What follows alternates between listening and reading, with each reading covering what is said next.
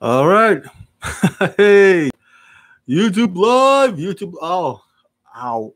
I bit my tongue earlier today, man. So it's kind of like it has that effect where, um, it pains me every time I try to speak. Ah, okay. Let me just type in on my social media here.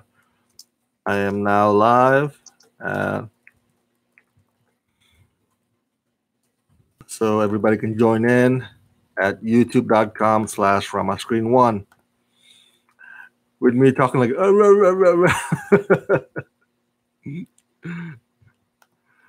All right, how's it going, everybody? It is another hot, super humid, crazy temperature here in Southern California. I don't know when it's gonna end, man. Probably December when the rain season starts again. Um, but yeah, I was outside for a few minutes to get some McDonald's, and man, I was roasting. I think you could have left like um, an egg on the side of the road and it would just boil in 5 minutes. You could make your own omelet out there. That's how hot it is right now. Before we go on to the topics, just want to let you in that uh, this this coming week, there's gonna be reviews from Mile 22, not Miles 22. I'm sorry, and Crazy Rich Asians.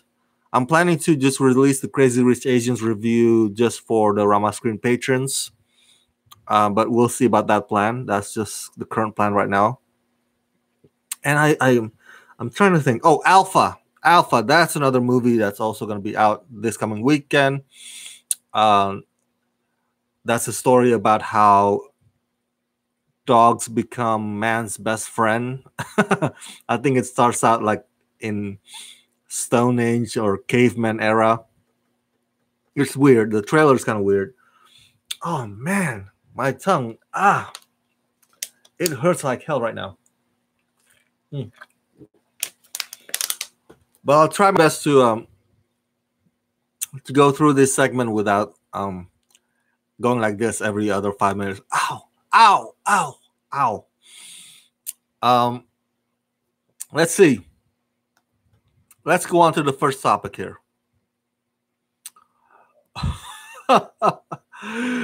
For those of us Star Trek fans, of course, we are anticipating Star Trek Discovery Season 2. That won't go on air until next year, I believe. And then there's also Star Trek Shorts that's going to be on CBS All Access. I believe that's going to be in the fall season of this year. So there's like a bunch of Star Trek shorts that are not connected to the story arc in Star Trek Discovery. And then there's a Patrick Stewart one, the new Star Trek series, him reprising his role as Jean-Luc Picard. And on the big screen, you would think that with all these Star Trek shows on the small screen, you would think that the big screen Star Trek would kind of take a break, take a hiatus to give the Star Trek series like Discovery and Patrick Stewart to give them kind of like their moment to shine. But no, Star Trek 4 is still going to happen. But there's a bit of a bump in the road this past week. Let me read to you what's going on here. So, Chris Pine and Chris Hemsworth were supposed to return to reprise their respective iconic roles for Star Trek 4. Chris Pine, of course, plays Captain Kirk. Chris Hemsworth plays Kirk's dad in the 2009 reboot, directed by J.J. Abrams. Now, the plan is to have Chris Hemsworth returns as Kirk's dad in some kind of a either time travel scenario or a flashback scenario. That part is still not made yet clear. But the bump in the road this past week is that both actors, their negotiations with both actors to return, those negotiations have fallen apart, with both of them walking away from the negotiation table. Wow. What the hell, man? What could have gone wrong there? So the Hollywood Reporter said, and I'm gonna summarize this for you guys instead of reading the whole article. Basically, Chris Pine and Chris Hemsworth wanted Paramount to stick to their initial existing deals. So Pine and Hemsworth already had initial deals in place for Star Trek 4. There were no details as to the numbers, how many millions of dollars each actor would get. The Hollywood Reporter did not reveal those details, but basically they have deals in place for Star Trek 4. But Paramount now wanted both actors to take pay cuts instead of honoring the existing deals. So that's the drama. And so Pine and Hemsworth is basically saying, like, screw you guys, I'm going home. They're not having it. They're not having this whole talk about pay cuts. Hollywood Reporter did not also specify how much lower or how much is that pay cut exactly. So we don't have those details. But Pine and Hemsworth, obviously they did not like the counter offer. And now here's the thing. The reason why Paramount wanted them to take pay cuts, according to this article, or according to this report, is that the 2016 movie Star Trek Beyond, even though it made about $343 million at the box office worldwide, that's a lot of money, right? $343 million. To regular folk, that's like a mountain of money. But to Paramount,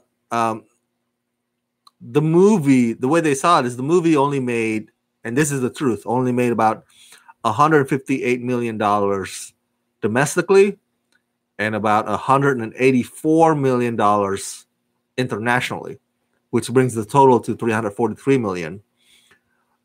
The production budget of that movie was $185 million. Holy crap. Wow. Just to make one Star Trek Beyond, it cost them almost up to $190 million. And that's probably not including the marketing budget. Just imagine, marketing budget, the TV spots, radio spots, billboards, ads, and whatnot. That's going to be even more. So some insiders actually said that Paramount actually lost quite a bit of money on that movie, Star Trek Beyond.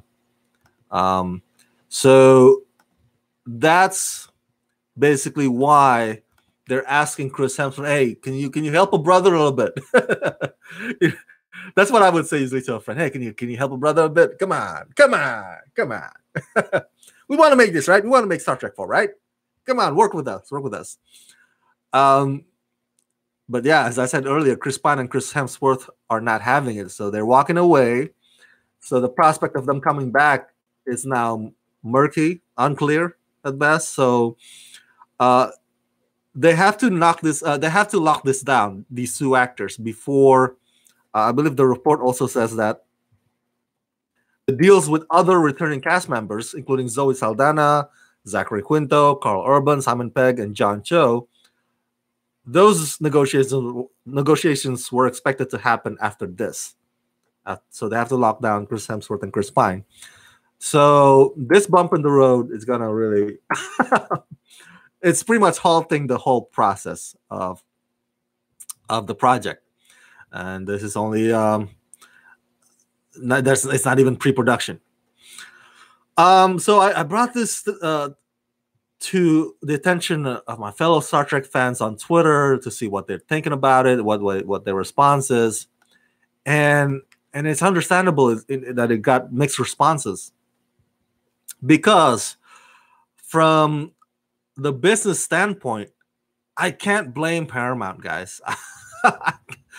business standpoint, I can't blame Paramount. Okay, a lot of business decisions out there are made or are based on previous results. Okay, how do we go forward as a company? Let's see last year's or last quarter's earnings or last previous performance of this movie or that movie. Or how do we do last time? Maybe we should, based on that, let's streamline this area. Let's cut out this part. Let's add in that aspect. Let's hire those guys to make this kind of smoother. So I don't blame them. All right. Like I said, I just gave you the context of what Star Trek Beyond costs and how it did at the box office compared to that. And so Paramount sees that and it's like, oh man, we don't want the same story to happen here. So again, from a business standpoint, I understand why Paramount is reluctant to take risk this time around with Star Trek 4. At the same time, both Chris Pine and Chris Hemsworth, they are at the height of their popularity right now. I mean, they are at the height of their stardom. All right, they know what they've got. Each gentleman knows, like, dude, I'm worth something. I'm worth the initial existing deal. I'm not worth the pay cut. I'm not worth that. Let me show it to you here. I took the liberty of Googling. This is the easiest form of research these days.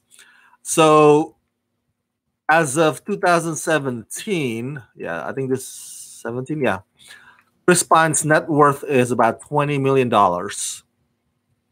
According to therichest.com and bankrate.net. And according to this, he got paid $6 million from Star Trek Beyond. Wow. Just from one movie. I'm in the wrong business, man. When I saw this, I was like, oh, crap. Maybe I should leave all this YouTubing and blogging behind and try to be the next Chris Pine. $6 million. And Chris Hemsworth's net worth as of last year, when you accumulate, his salaries from Ghostbusters and whatever movies that come before that, and Marvel movies, of course, those Thor movies, came up to about $60 million. That's his net worth from last year. So these two gentlemen know that they've got it. All right. And maybe the pay cut that Paramount is asking of Chris Pine specifically, maybe less than $6 million that he got from Star Trek Beyond. And he's thinking like, no, with every sequel, I need to get paid more, not less. Come on now. That's how it works. So yeah, from that standpoint too, I can't blame Chris Hemsworth and Chris Pine for sticking to their guns. Some of you might consider them to be greedy, stubborn kind of individuals, but hey, if you know what you're worth, you gotta go get what you're worth. That's I believe that's the speech from Rocky Balboa. Do you remember Rocky Balboa, 2006? He's like, hey, he's talking to his son because his son is like blaming his dad for everything, right? His dad is like, no, I'm in this shitty job because of you, because of my last name. And so Rocky Balboa replied to him, like, hey, you blaming everybody on their son instead of taking responsibility. Hey, if you know what you're worth, you got to go get what you're worth. And so I can't blame Chris Pine and Chris Hemsworth for wanting to go get what they're worth. I mean, come on now. Justin Watch Movies says, let me get to the comments real quick here. I would not mind a new direction for the Star Trek movies, but Chris Pine was great in the first three. I also understand what Paramount is doing. Exactly, Justin Watches Movies. My point exactly. You spoke my language, bro. Tyler, of course, is back with his humorous side. Love you, Tyler. He says, bring back Shatner. And Downey Jr.'s got about $50 million for the Avengers. Yeah, I haven't looked it up, but I'll take your word for it, Tyler, because Downey Jr., I believe his net worth as of last year is in the range of $200 million. I'm not kidding. You can look it up on bankrate.net or riches.com. So I wouldn't be surprised if you said that $50 million for the Avengers. That doesn't surprise me. Coach Movie says, agreed with what you said. However, playing devil's advocate, are they worth it? Beyond did not do well. Exactly. That's what Paramount is arguing for. Hey guys, we actually lost quite a bit of money with from Star Trek Beyond. It's about $190 million on production budget, and I'm assuming it's even millions more in marketing budget. So the numbers at the box office just did not justify, going through with Star Trek 4 on similar or even higher budget. So that's what they're asking Chris Pine and Chris Hemsworth. Hey, can you help a brother, please? So I don't know who's gonna balk here, who's gonna give in first. I think they're at a crossroad right now. Who's gonna give in first? Who do you think? Do you think Paramount's gonna give in, or do you think Chris Hemsworth and Chris Pine should give in? Coach Movie says, I would not pay $6 million what Chris Pine got for Star Trek Beyond. Tyler Calvert says, whenever I think of celebs with surprising net worth, I'm always shocked when I see John Bon Jovi's net worth. And Shatner will work for cheaper. That part I can believe, Tyler. Shatner will work for cheaper. That part I can believe. And do you think this is going to affect the other cast members? John Cho, Zoe Saldana, Simon Pegg, when they also come to the table, are they going to be like understanding of Paramount's position? Or are they going to take the side of Chris Pine and Chris Hemsworth and also once again put this project to a halt? That's also another question. Which side are they going to pick? My thing is, Coach Movie says, can they just CGI them? How about this? Should they recast Kirk and Kirk's father? Do you think that would be a smart move or a terrible idea? Cast another actor, cheaper ones. Maybe not Shatner. Maybe CGI Shatner. Right? De-age, like that digital technology that de-age Michael Douglas in Ant-Man and the Wasp. So have Shatner play Kirk again using that technology. But I'm serious though. What is the solution to this? Well, as a Star Trek fan, I want to say, put a break on the movies. Star Trek Beyond, as enjoyable as it was a very flawed movie. That whole thing with having Beastie Boys music be the weapon that actually kills off the enemies. As much as I love Beastie Boys, that's just silly, man. That's too silly. But I guess you can argue, well, Rama, what about that movie where Star Trek movie where Kirk and Spock and the gang try to save whales from extinction? Yeah, I guess so. I guess you can play that card as well. Silly is something that probably is already in the realms of Star Trek universe. But still, I want to give Jean-Luc Picard new series, Star Trek Discovery Season 2, and all the possibility of others on the small screen. Give them a chance, give them a moment to shine. Instead of like, look, here's another shiny ball from or shiny object from Chris Pine and Chris Hemsworth. I feel like it just makes the small screen Star Trek stuff like a stepchild. But that's what's my take on it. Let's see here. Jamie Hughes says, just hire their stunt doubles and CGI their heads onto the stunt double bodies. Oh man. Coach Movies got a good point here. The cast right now got 3 good movies. They should put it to rest and reboot in 8 years. That's where I am right now. I'm on that camp. I'm also on the camp like let's take a break on the Kirk, arc, because the Star Trek Discovery. If you guys, spoiler alert, if you've been following the Star Trek Discovery, it's also in the past. So they're bringing back Captain Pike, right? So it's the story's eventually gonna go towards Kirk too. So I was like, that's gonna have Kirk. This one has Kirk. Come on, just take a break. Let Discovery do their thing. Let Jean-Luc Picard do their thing, and maybe instead of rebooting Kirk, we can reboot the other ones. Reboot the Voyagers. I believe Voyagers never had their own movies. I know the Star Trek the Next Generation cast has a bunch of movies, including Nemesis in 2002, which was crapola, by the way. Yes, Tyler says maybe it could move on to making reboot movies centered around the next generations. Exactly, that's what I was getting at. You read my mind, Tyler. So we all have this Kirk already explored, fully explored. Let's move on, or let's take a break and regroup, or let's tackle the other Star Trek incarnations. Okay, it's not just all about Kirk. Come on, guys. And Tyler says Jason Statham as reboot version of Picard. Why? Why? Because Jason Statham is bald and Patrick Stewart is bald. Is that why, Tyler? Are you a baldist? You have something against bald people? I'm bald.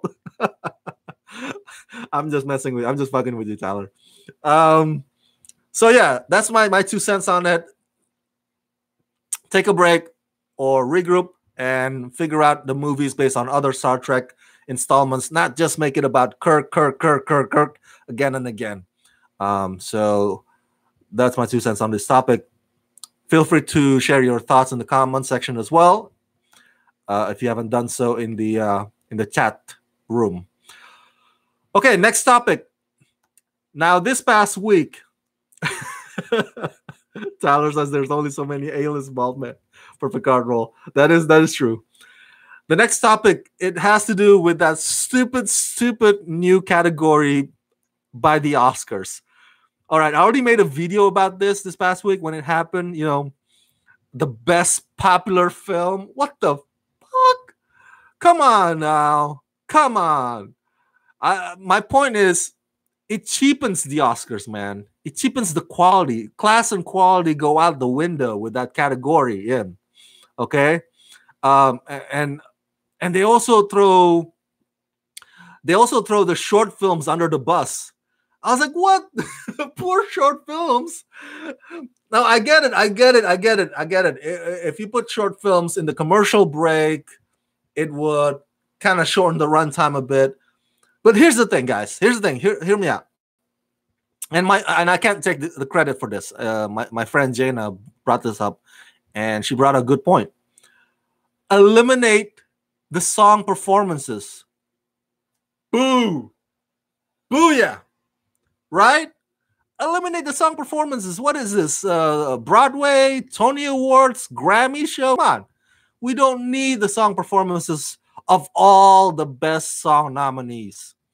I mean, last year was like, what, 5 nominees, right? For best song. This is in like every category. And the live performance of each song was about, I want to say, 4 minutes each. Damn, like 20 minutes. 20 minutes you could cut down. And it doesn't have to be at the expense of the short filmmakers. I just feel bad, man. I feel bad for short films because, all the money that you put into making, I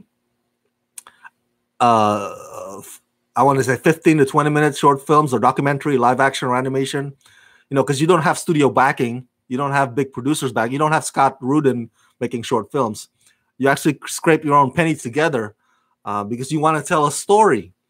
And so I champion filmmakers like, and maybe they can't, maybe they don't have the budget to go feature length. So like, this is the only way I could get my story out there. And so for them to be thrown into this commercial breaks and just like, oh, we're gonna give them a montage, when they. Okay, so how about this? My counter argument is, do you remember last year or this past year? I'm sorry, this past February or March. Do you remember who won for short film animation? Do you remember? Kobe fucking Bryant. Kobe Bryant won Oscar, and that's fucking awesome. That was amazing. I'm a big fan of Kobe. I'm a big fan of Lakers. So to see him go up there, receiving an Oscar, and he even like took a jab at Laura Ingram's racist comment. He said something along the line, well, us basketball players, we don't have to just shut up and dribble. See, that was awesome. Could you imagine? Cutting that whole thing out and putting it, in montage? Oh, here's the winner, Kobe Bryant. And dude, you don't do that to Kobe. You don't do that to Kobe. Okay, real quick. Tyler Calvert says, "Take that, LeBron." That's right.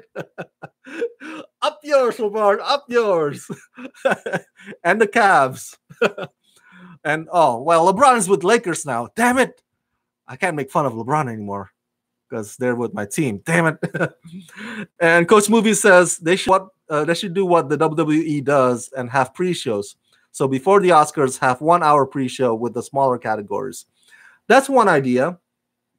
But another idea is like cut out the song performances. We don't need song performances. If we need song performances, we could just watch the Grammys or the Tony Awards or Broadway's. That's what those shows are for. Musical stuff. That's we want movie stuff. We watch the Oscars. So another thing also, they could remove some of the unnecessary montages. Do you remember this past year? And I totally get this, all right? I totally get that one montage that celebrates the 90th year of Academy Awards. That was a nice montage. But the other montages, they had like 2 or 3 or 4, celebrating comedy movies, celebrating, horror genre. I was like, come on, we don't need those montages. And sometimes they would have presenters coming up there on the stage. Instead of presenting awards, they're just presenting the best picture. They're trying to remind you, hey, this is one of the 8 that are nominated this year for Best Picture. And I was like, and then they show the montage of that movie. I was like, come on, cut that out. Cut that part out.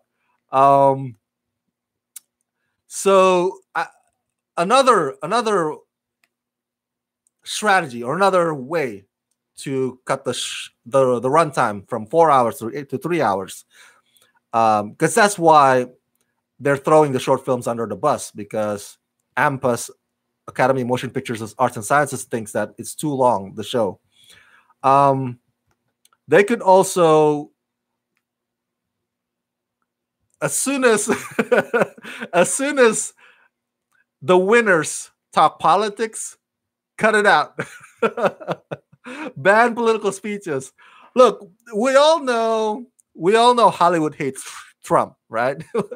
We don't need to for them to take up their speech, whatever, how many ever, 2-3 minutes to talk about Trump again.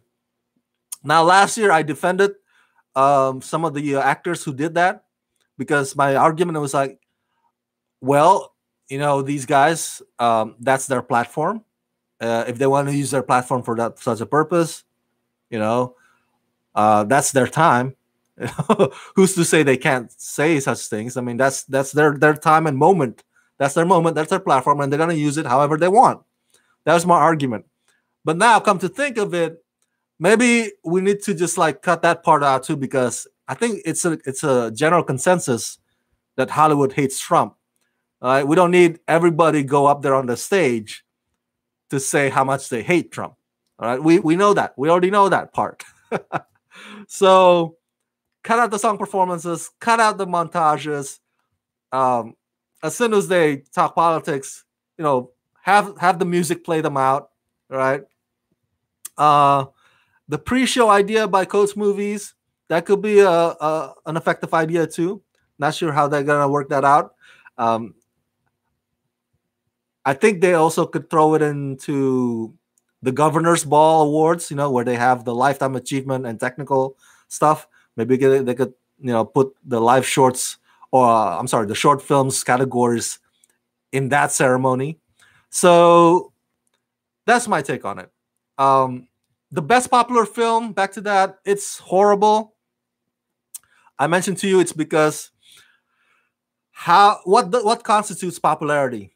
Okay, you can say box office performance, right? Uh, but one can also argue like, well, popularity needs to be um, popularly elected or popularly voted. Maybe have it like MTV Movie Awards or People's Choice Awards, where people can vote in. So that's popular. All right. That's why Twilight movies, even though Twilight movies were not box office kings when they were around, but they keep winning. They keep winning MTV Movie Awards year after year. Their sequels. It's because people, MTV watchers love those movies and they voted them in. That doesn't necessarily those Twilight movies actually made a lot of money at the box office. So how do you constitute? How do you define popular? So, well, Coach Movie says Black Panther for sure, but then Avengers: Infinity War will be like, hey, how about us? Tom Cruise will be like, hey, my Mission Impossible Fallout is the best action movie ever, and he would be right to say that. I was like, how come I don't get to be popular, a best popular Oscar? So I went online to find some people's tweets regarding this topic. And I found three that kind of stood out for me. I want to read this to you guys. It's hilarious. Um, Coach Movie says having this category could prove greater consequences in the future. Yes, I think my prediction is, my theory is, it's going to backfire.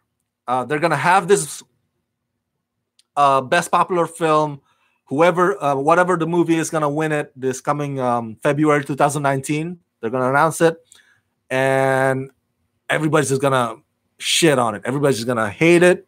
It doesn't matter if it's Avengers Infinity or Black Panther, because then everybody's going to be like, hey, how about this? How about that? That's not fair. How do you base that on? So now every film just their motivation to get an Oscar, instead of making good quality storytelling, their motivation is like, okay, how can we get the most money? So maybe that because that's probably the basis for best popular film. And if the Meg, for example, if the Meg, the shark movie, the Meg, ends up beating Black Panther and Avengers: Infinity War at the box office, I'm just speculating here, scenario wise. And if that's the basis, then they're gonna give the Meg an Oscar, and that's like atrocious. That would be atrocious, giving the Meg an Oscar. So, okay, so there's one tweet that says from Amy Biancali, and I quote: "This makes absolutely no sense to me. A best popular film category? Define how? By budget size, by biceps and boob size, number of exploding fireballs. I don't get it. Hashtag Oscars so stupid." By Jake Biller, his tweet: "Okay, who forgot to tell the Academy that we're not in middle school anymore and that Oscars are not supposed to be a popularity contest? They were created to celebrate and recognize the best achievements in film, not the biggest crowd pleaser. Hashtag Oscars so stupid." He has a point. Tom Adams on Twitter, Adams Toms 97. "Your movie is not good enough." Oh no, he's quoting. He's talking as if he's the Academy.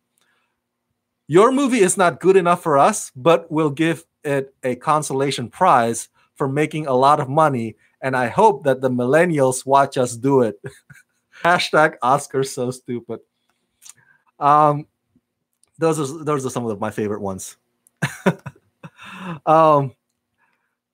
See, Tyler says, "What if Slenderman wins an Oscar?" So, Yeah, it's pandering. It's pandering. I know they're desperate because they're like, this past Oscars was the least viewed Oscars ceremony. I get that. So they're every time somebody's freaking out, they just, sometimes they would make decisions or they would act on it like without rational. It's like, oh my god, we got to do this. Let's just throw the thing under the bus. Let's make a popular film category. You like that one, right? Come on, millennials. Come on, everybody. And in my other video, I said, why are you trying too hard to try to attract viewers who are not going to watch your show anyway? I watch the show. I mean, there's a lot of us cinephiles, movie lovers out there watch. Why don't you pander to us? So this brings me to my next topic that is related to this. And I want you guys to chime in if you can. Funny suggestions for Oscars new categories. Funny suggestions for Oscars new categories. I see that Tyler Calvert already chimed in here. He said, best sequel, Oscars for best sequel, Oscar for best remake, and have an Oscar category for best superhero film. Okay, those are not necessarily funny, but they kind of make sense. I could see MTV Movie Awards having already had those categories. Here's some that I found online, and I can't take credit for this. It's from various people on Twitter and also on Facebook. Best most violent movies. Best most violent movies category. And I believe Quentin Tarantino would win that category every single time. Let's go. Let's go to the next one. Best villain. Oh, see, this is good because it doesn't necessarily have to be superhero movies. All right, villain could be any bad guy, right? Slenderman could win Oscar for this. Not for the movie, but for the character itself, best villain. So yeah, that's an idea. Tyler says best slow-mo fight scene. Okay. So what's some of the things that come to mind? I guess The Matrix, but that was like almost 2 decades ago. Best slow-mo fight scene.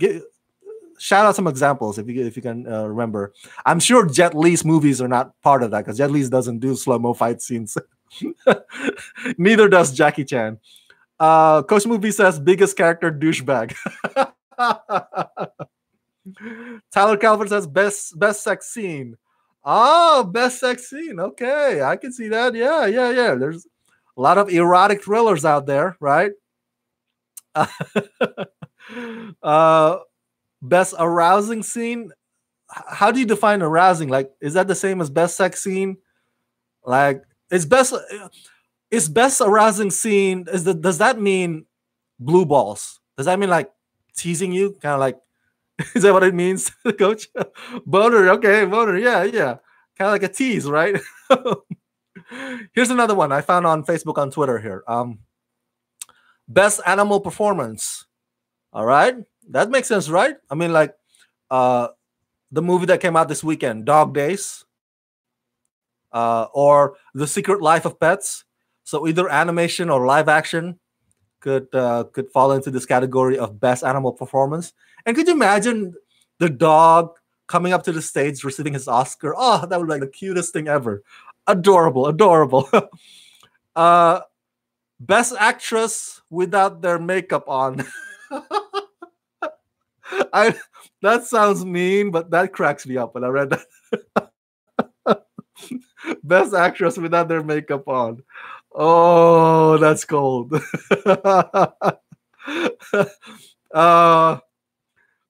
Here it is. Here's another one. Best non-scandalous men, aka the Me Too Oscar, given to male actors or male producers who have proven themselves to be decent, aka not sleazeballs. Oh man. The Oscar for best non-scandalous men go to Probably Steve Carell every single time because Steve is just such a good guy. Coach Movie says best mocap. Oh yeah, best mocap, dude. Performance capture. Oh, but who can top Andy Serkis though? Andy Serkis is like the John Williams of mocap. You know, he would just keep winning and winning every time. Tyler Calvert says best actress not named Meryl Streep. Yes. Or how about this, Tyler? How about this? Let's have an Oscar ceremony one year where we just don't nominate Meryl Streep. I mean, she keeps getting nominated every year. I mean, she could make Dog Days 2, for example, and she would get nominated for that. How about we take a break from nominating Meryl Streep, huh? Speaking of which, on the spirit of what Tyler just said, here's another category: best non-Disney and non-Pixar animated movies. Boom! Yes, because I mean, dude, it kind of sucks if you are an animator or animated movie filmmaker. It's hard to compete, when a Disney movie or a Pixar movie is in the same nominating. You're nominated with that Pixar movie. You're nominated with that Disney movie, because you lose. Because 9 out of 10 times the Disney movie or the Pixar movie would win that year. So you pour your heart out. It's like on this awesome animated movie that's out of the studio range, and like, oh, we're just gonna lose to Disney because they got nominated this year. So best non-Disney, best non-Pixar animated movie would be a fantastic Oscars new category. Let's see here. Coach Movie says best movie to watch when you're high. Yes. Yes. Holy crap. I can name a few, like in the past, Half Baked, right, with Dave Chappelle, and of course Cheech and Chong movies, anything that Seth Rogen produces. And Tyler says best Dwayne Johnson film set in the jungle. I figured that that's Tyler's knocking on Dwayne Johnson's new movie, The Jungle Cruise, and the fact that he just got off making Jumanji. So it's like another jungle movie. Come on now, come on. Cheech and Chong present the best movie to watch when you're high. That would be awesome. That would be awesome. Okay, guys, that's the segment of funny suggestions for Oscars new categories. Thank you so much for tuning in on that. The next topic. All right, we're making good time here. This is the second to last topic. Ruby Rose has been cast as Batwoman. Oh my freaking A! Why? Oh why? Oh why? Tyler Calvert says no with a long oh, and Coach Movie says hottie. Yeah, she looks great. I'll give you that. She is a hottie. She wouldn't date me though, obviously. I don't think she'll ever date us male guys ever. But so let me read to you or summarize to you from Deadline here reporting. Orange is the New Black alum. Ruby Rose has been cast as Batwoman for the CW, and the character will be an out lesbian. And the CW is developing Batwoman series, which will be part of their Arrow universe. Now, if it gets picked up, the series will premiere in 2019. But to give you guys a tease, the character Batwoman will appear in this year's annual DC TV crossover event that combines CW's DC shows. We're talking about The Flash, Arrow, Legends of Tomorrow, and Supergirl. So that's what I meant by Arrowverse. That's what they call it, the Arrowverse. So she's gonna appear in the crossover later this year, and then she'll have her own show in 2019. Now, if my memory serves me right, there's a couple of incarnations of Batwoman. You can correct me if I'm wrong, but the one that they're going with for this series is the character Cat Kane. I'm sorry, Kate Kane. Cat Kane. Kate Kane.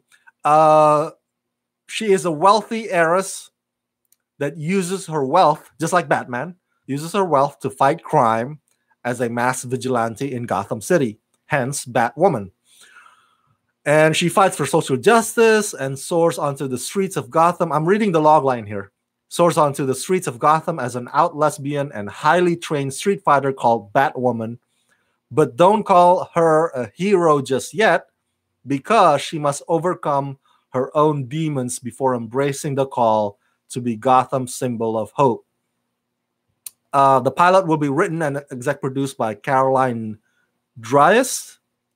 I hope I said that correctly. And executive produced by the same team who gave us those Arrowverse shows, Greg Berlanti, Sarah Sector, and Jeff Johns. So that's the context, the news from this past week. Tyler says, you know how I feel about Ruby Rose. Exactly. I had a tweet exchange with Tyler once this news hit the web. And, Ruby Rose also showed up on The Meg that came out this weekend. And if you also seen Triple X Xander Cage, she was also in John Wick Chapter 2. And what else she was been on? She's been on other movies. I can't remember it on the top of my head. And I don't think Ruby Rose is a talented actress. Now, could she be better? Maybe if she hires an acting coach or she takes classes, she could get there. But as of right now, oh man, if you've seen her performances in some of those movies, they suck, man. I'm sorry. I'm not hating on Ruby Rose the person. I'm sure Ruby Rose the person is a nice gal. Now, I actually have met Ruby Rose once, briefly, at the Triple X Xander Cage press junket. I took a selfie with her, posted it online, and it went like crazy, like wildfire, man. It got retweeted and tweeted by all her fans. So she has a big fan base. She has massive following, no doubt. Okay. So my guess is that part of the reason why the producers and the CW go with her is because she has big fan base, because of her popularity.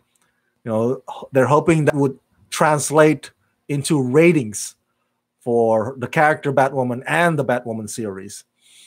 So from a business standpoint, it makes sense. I remember watching, what was that? The girl who plays Sansa Stark in Game of Thrones, Sophie Turner. I'm sorry. I just remembered it. She went on either a talk show or probably an interview, an article, probably. But she basically said, and this was like, it was talked about when she said this. She said that she auditioned for a project. She did not mention what that project is. And she was competing, to get that project with another actress that she said she deems to be a better actress than her. But the producers of that project ended up choosing her, Sophie, over that other actress that Sophie thinks is better. So Sophie's basically saying, like, this is not kind of cool. This is not cool that the world that we're in, that actors are getting hired these days based on the numbers of their followers, numbers of the, how big their Instagram numbers are, instead of their skills. Because Sophie's basically said, and I'm paraphrasing, that actress is way better than me. She deserves it more. But I'm the one that got the project. Now, I could argue that Sophie Turner is actually a fantastic actress. I think she's not giving herself enough credit. But that's where I'm getting at with Ruby Rose. I think I'm not trying to say that I know the exact reason why they hired her or why they cast her. I can't read their minds. I don't know what's in their hearts. But from a business standpoint, I think her popularity and her big following plays a factor in the decision. I'm willing to bet at least that plays a factor. Tyler says, no lines in John Wick Chapter 2. That's how great Ruby Rose is as an actress, that they gave her no lines whatsoever in John Wick Chapter 2. Coach Movie says she is more of a one-liner character. I could see that too. Good point. So, again, this is not a segment to trash Ruby Rose in any way. She could be better. She could get to that point where she could be a better actress. I hope as a fan of DC, as a fan of Arrowverse, as a fan of Batwoman, I hope she could get there. I hope she, by the time that the show or by the time the character appears on the crossover, I hope she can prove us wrong, right? We always want to hope the best in people. So I hope she takes some kind of coach or lessons from this point, from where we are right now to the point where the show goes on. So that's where I could leave this thing at this point right now. But to be honest, I was not enthusiastic when they announced that Ruby Rose was gonna play Batwoman. Oh, of all the actresses in the world, why does that have to be Ruby Rose? Okay. Tyler says, I hope CW does a good job on the Batwoman costume at least. That's true. That's true. And you know what? All the costumes on all those CW superhero shows, none of them have disappointed me. They just released like Friday, I believe. I don't know if you saw it, Tyler, but they released an image, or the official image of the newly redesigned costume for The Flash season 5, and it looks fucking awesome. It looks so slick. All right, it's not like shiny or like the previous seasons. It's not leathery. It's not too leathery. It's just right. I like it, and I like that costume better than the Flash costume that Ezra Miller wears on the big screen, the big screen version of the Flash. I don't know about you guys, but I'm not too crazy about that whole. In the Justice League, I think Bruce Wayne says, "Oh, your suit is kind of retrofitted, kind of like like astronauts, what astronauts wear, to withstand, burning from entering the atmosphere." I don't like that design at all. I like the one for Flash season 5. I can't wait to see it in action. So Tyler says, yeah, Barry Allen has no chin strap now, so it's weird from. Yep. So I have no doubt that Batwoman costume will be in good hands. So I don't have any concerns about that whatsoever. They have not disappointed me at all in that department. All right.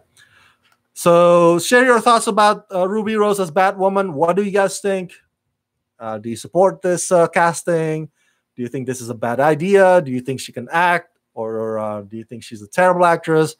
Or if you have somebody else in mind that you think would have been a better fit for the role, leave all those thoughts in the comment section below. Last topic. The last topic. Are you guys still with me? Final topic. And this is like more of a two-parter.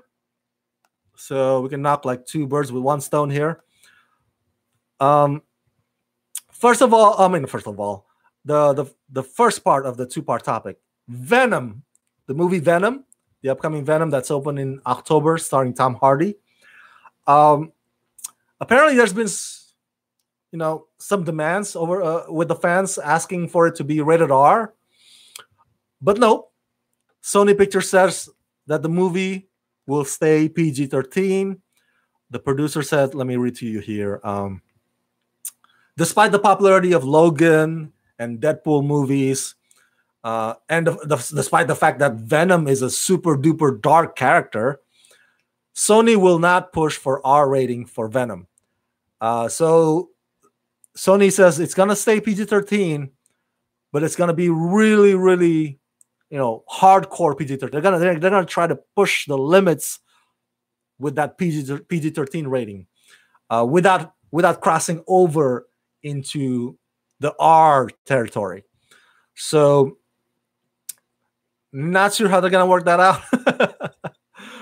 I mean, I would love to see Venom bite somebody's head off, but I don't know if the film's gonna show it, or maybe it's gonna cut to another scene when he does that.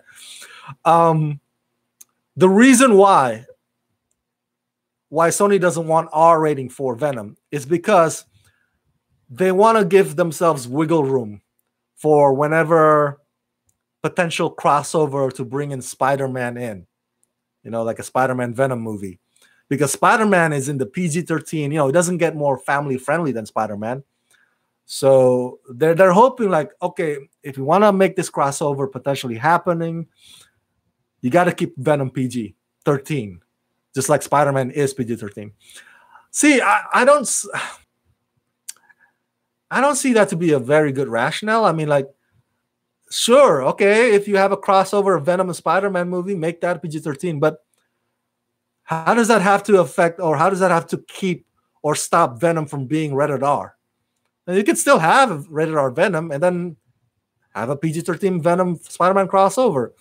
It doesn't have to, like, this Venom doesn't have to preclude the rating for the crossover. Do you see where I'm getting? So I just don't see the logic in that argument that they have. But that's what they're presenting out there. That's why they don't want Venom to be R-rated.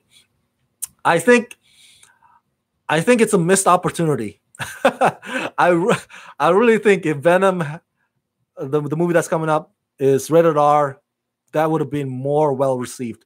There's hunger and thirst now for rated R superhero movies after the successes of Logan and Deadpool. So I think it's a missed opportunity. I also think that the movie, and I'm just predicting here, I think the movie will be poorly received by critics, but it will receive mixed reviews from the fans. Whether or not it's going to be a box office flop or a box office success, that's still up in the air. I'm not sure about that. But I'm predicting that critics won't like the movie and fans will be divided over, whether or not they like the movie. I'm predicting that's what's going to happen. And I'm not too sold on the trailer either. I don't find the trailers that appealing. I don't know about you guys. Tyler says, if they really want to join a Marvel Cinematic Universe, stop announcing 5 billion different spin-off films. That's true.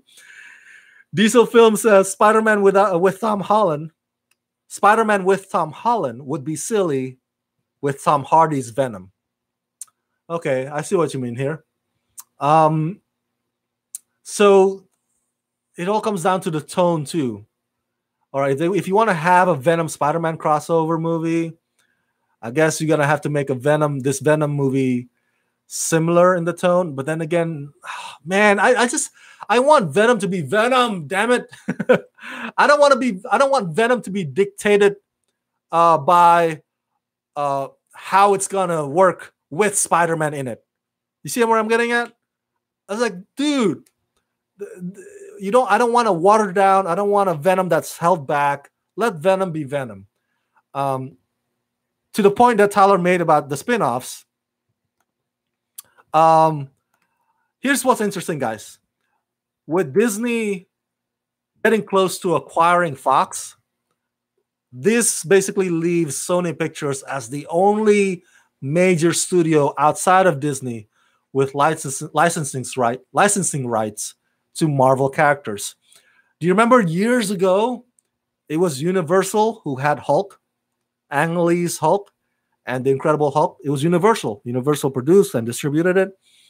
And prior to making Marvel Studios, Iron Man, Captain America, and I believe Thor, they were distributed by Paramount.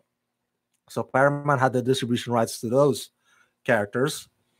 And then, of course, Fox has their own X-Men, Deadpool, Wolverine, Fantastic Four. So now it's all coming together under one umbrella, Disney, and Sony is the only one left outside of that sandbox. Of course, as you know, Sony and Marvel Cinematic Universe have their own agreement, special agreement that allows Spider-Man to play with the MCU characters while remaining as part of Sony with Sony's Marvel characters. So that's to Tyler's point about the spin-offs. And Tyler also reminded us, but also Spider-Man is supposed to be dead right now. That's true. Supposed to be dead. That impact of the ending, the grim ending of Avengers Infinity War would have been more impactful if, damn it, if they had not announced Spider-Man Homecoming 2 was going to happen. So, but that's another topic for another time. So yeah, I'm really disappointed that Venom is going to be PG-13. I think it's going to backfire. I think it's going to get the mixed reviews from the fans. I think it's going to be hated by the critics. I'm just predicting right now. I'm really not sold on the trailers. The other, because I remember I mentioned that it's a two-parter final topic. The other one is that Silver Sable and Black Cat was supposed to be one movie, Silver and Black. Ugh, Silver and Black. And it's supposed to be directed by Gina Prince Bythewood, but that is no longer the case. Sony has decided to divide Silver Sable and Black Cat into two separate standalone individual movies. With the first one, they're going to first launch Black Cat, aka Felicia Hardy. And so director Gina Prince Bythewood will no longer be the director or of either of those two projects. She will still be attached as a producer, but Sony's going to hire another female filmmaker for Black Cat. Now, Black Cat and Silver Sable, of course, are in the realms of Spider-Man universe. Black Cat, in particular, in the comic books, she has romance, on and off romance with Spidey. I think she is more interested in Spider-Man. She's not interested in Peter Parker. So that's like, ouch. That's gotta hurt. Could you imagine if Lois Lane only loves Superman but doesn't love Clark Kent? Like if Lois Lane, at night it's like, oh, can you put on your suit? It turns me on. Like Clark Kent's like, oh, I gotta put on the Superman suit for us to make love. Come on now. But anyway, Black Cat was previously played by actress Felicity Jones from the movie Rogue One. She played that character in The Amazing Spider-Man 2, back when Sony had big plans for, Sinister Six. So Felicity Jones was going to be Black Cat, but then The Amazing Spider-Man 2 crapped at the box office, crapped with the critics, crapped with the fans, and so they pressed the reboot button, and now we have Tom Holland as Spider-Man. So I doubt that they're going to have Felicity Jones back as the leading role in this Black Cat standalone movie. Who do you think should play Black Cat? I don't know. I'm guessing some of today's popular young actors. We can range from Zendaya. Well, Zendaya is already in Sony's Spider-Man. She's playing MJ. I guess we can go with Vanessa Hudgens, or maybe Selena Gomez, or maybe that one actress that I saw in the movie The Darkest Minds. She's fantastic. She's this young actress named Amandla Stenberg. Oh my God. I was like, this girl needs to do more gigs. This girl needs to have more roles. I want to see more and more of this girl in more movies after watching The Darkest Minds. I was like, so maybe she could be Black Cat. She's a beautiful, talented girl, and I hope she gets more gigs in the future. So that's where we are right now. Tyler says, I'm sure the three people who cared about that movie being made were devastated by that news. For reals, right? I guess that's the point. Like, were we really ever excited by the prospect of Silver and Black? Really? Was anybody like, oh my god, I can't wait for Silver and Black movie? Was anybody like that? Were you like that? I wasn't. So now it's being separated in two movies. I think the appropriate response is like cricket, cricket, or next, check please. um, but Sony is. This is all that Sony's got. So Sony wants to have their own Spider-Man cinematic universe because everybody else got their own shared cinematic universe. So they're thinking like, oh my god, we gotta have our own. We gotta expand this. Let's have Venom. Let's have Morbius, the living vampire with Jared Leto, right? Let's have Silk, the Korean American superhero. They're gonna make Silk movie too. Let's have Craven the Hunter. They just hired the Equalizer screenwriter to pen Craven the Hunter. So Tyler just said Sony's universe is going to end up like the Dark universe. It's like, Dark what? Dark who, Tyler? See? Nobody remembers Dark Universe anymore. So that's where Sony is right now. They're desperate to have their own cinematic universe. I don't know if it's going to work out. I think it's gonna be it's gonna come off like, yeah, desperate. It's like they're gonna unleash all these individual standalone movies without finding out whether or not the fans want them in the first place. It's like, you guys want this, right? You guys want this, right? And the fans are like, cricket, cricket, or they would go flock to the Meg 2 instead. All right, those are the topics for this week, guys. Thank you so much for tuning in to Rocking It with Rama Screen Live. Shout out to Tyler Calvert, Diesel Films, Coach Movies, Justin Watches Movies, and Jamie Hughes for chiming in on the live chat. Thank you so much, you guys. You guys are hilarious with your funny suggestions for Oscars new categories. And then to everybody that just watched and probably were too shy to chime in on the live chat, share your thoughts in the comment section below. And again, subscribe to this channel. Subscribe, and support the Rama Screen channel by becoming Rama Screen patrons at patreon.com/RamaScreen. $2 per month can go a long way. And each of those tiers has its own rewards. Okay, so please go to patreon.com/RamaScreen. Sign up there today. And become my patrons.